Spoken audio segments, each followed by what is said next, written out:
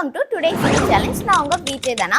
இன்னைக்கு சேலஞ்ச் என்னன்னா, இவங்க ஒரு நடிகை. இந்த நடிகை பார்த்தீங்கன்னா சோஷியல் மீடியாவில் எப்போவுமே ரொம்ப ஆக்டிவாக இருப்பாங்களாங்க. ஆக்டிவாக இருக்கிறது மட்டும் இல்லாமல் இவங்க நிறைய ஃபோட்டோ ஷூட்ஸ்லாம் பண்ணி போட்டுகிட்டே இருப்பாங்களாம். அந்த ஃபோட்டோ ஷூட்ஸ் எல்லாமே ரொம்ப மாடர்னாகவும் கிளாமராகவும் இருக்குமா.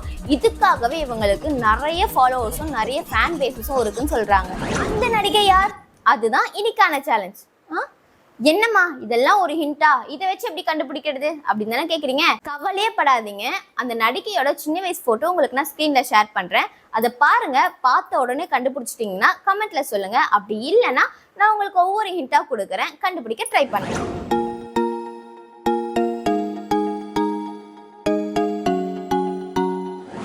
33 வயதாகும் இந்த நடிகை பார்த்தீங்கன்னா மும்பைல பிறந்தாங்க. இப்போ கேரளால இருக்காங்க. 2013 துல்கர் சல்மான் கூட மலையாளத்துல பட்டம் போல அப்படின்ற ஒரு படத்துல முதல்ல சினிமா துறையில அறிமுகமானாங்க. இந்திய நடிகையான இவங்க தமிழ், ஹிந்தி, கன்னடம், மலையாளம் இந்த லாங்குவேஜ்ல எல்லாம் நடிச்சிருக்காங்க.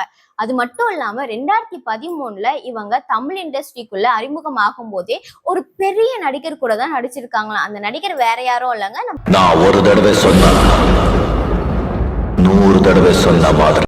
அது மட்டும் இல்லாம இவங்க அடுத்ததா தமிழ் இண்டஸ்ட்ரியில இன்னொரு பெரிய ஸ்டார் கூட நடிச்சிருந்தாங்க.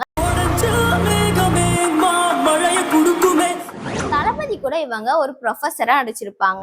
மோஸ்ட் கண்டுபிடிச்சிருப்பீங்கன்னு நினைக்கிறேன்.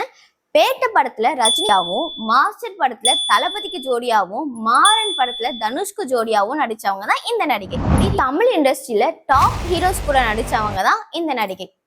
எஸ், நீங்க கண்டுபிடிச்சது மாளவிகா மோகனா இருந்தா அதுதான் கரெக்ட் ஆன்சர். இந்த மாதிரி சுவாரஸ்யமான சினி சேலஞ்ச்லாம் தெரிஞ்சுக்கணும்னா மறக்காம நம்மளோட SK டெலிவிஷன் சேனலை சப்ஸ்கிரைப் பண்ணிக்கோங்க.